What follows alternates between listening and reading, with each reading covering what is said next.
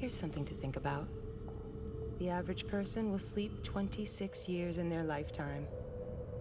Research shows that if you sleep better, you will live better and longer, but finding the right mattress to sleep on can be exhausting.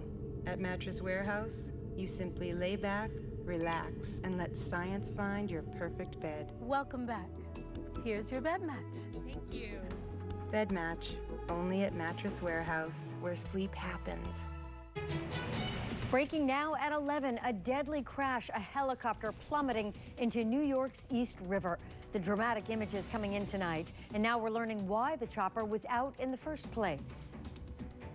Wicked weather in Texas, trees tossed, campsites crushed, that deadly storm now barreling toward the East Coast.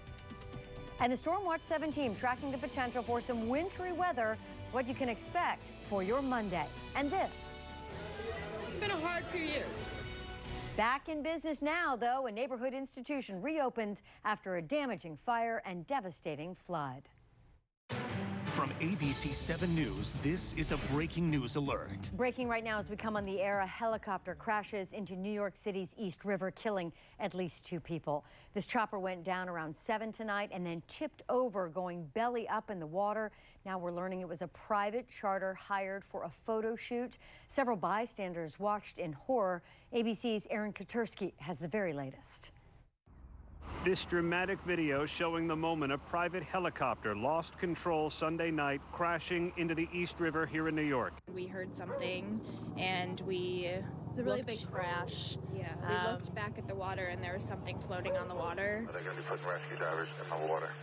And we were all calling 911 and then we didn't see or hear anything, and then we saw the yellow raft and then someone on top of it. There were 6 people on board the Eurocopter AS-350. Only the pilot was able to escape.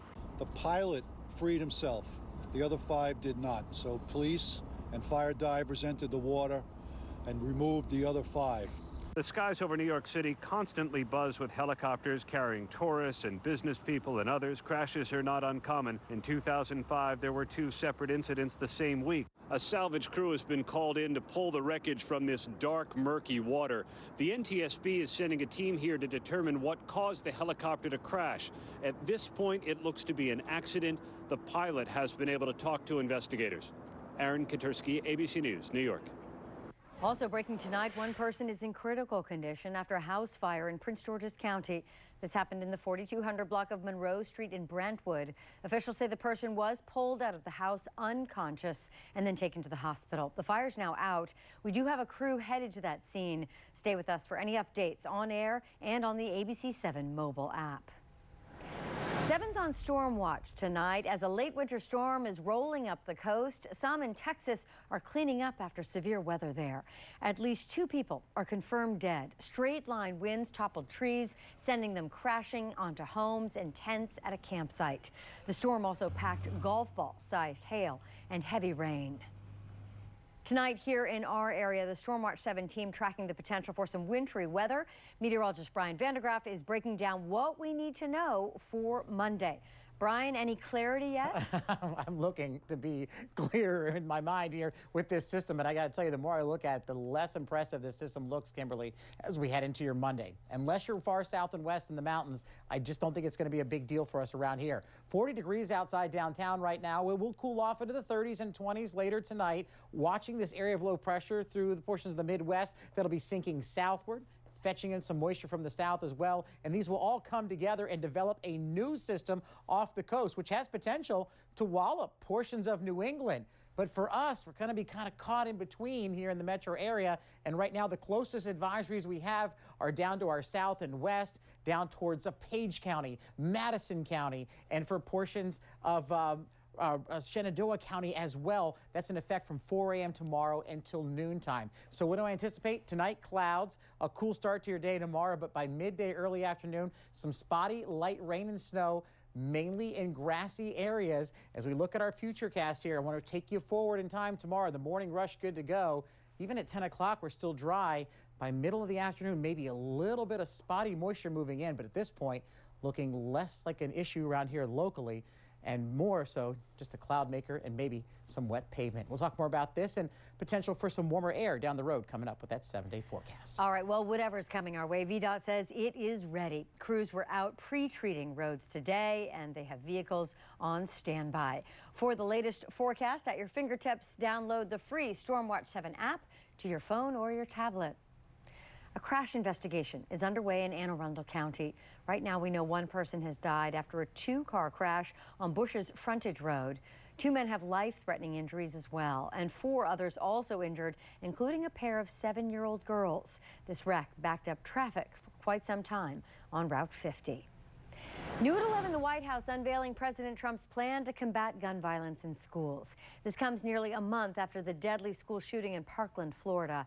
The proposal emphasizes improving the background check system and offers funding for teacher firearm training.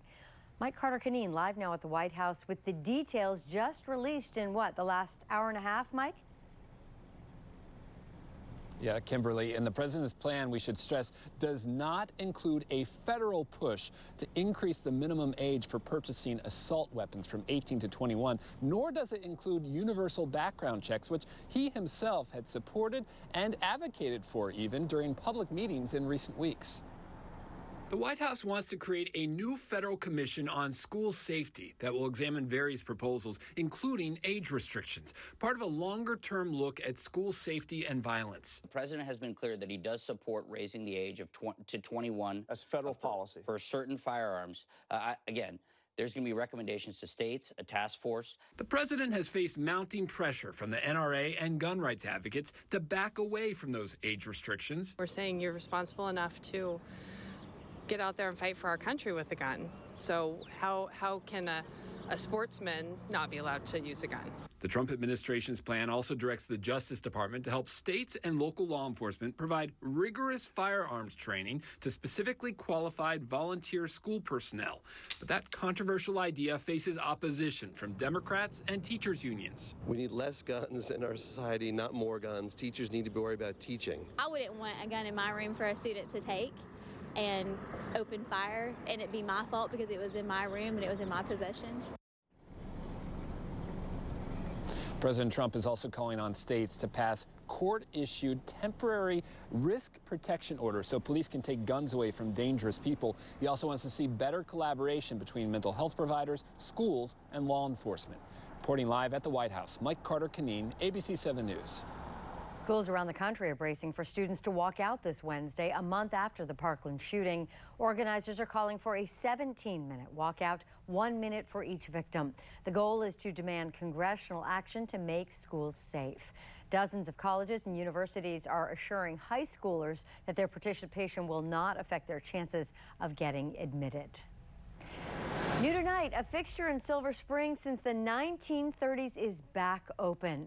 This was back when the Quarry House had to be shut down because of a fire and then flooding. It was 3 years ago. Well, tonight, a reopening, much to celebrate. As Q McCrae explains, there were huge lines just to get in to make sure it's the same way it's always been. Quarry House Tavern is packed again, and Ellen Cox wouldn't have it any other way. It's been a hard road. It was devastating when we had to close down, and I was worried about placing all my employees. A fire devastated this Silver Spring hotspot back in 2015. Then a flood drowned the business.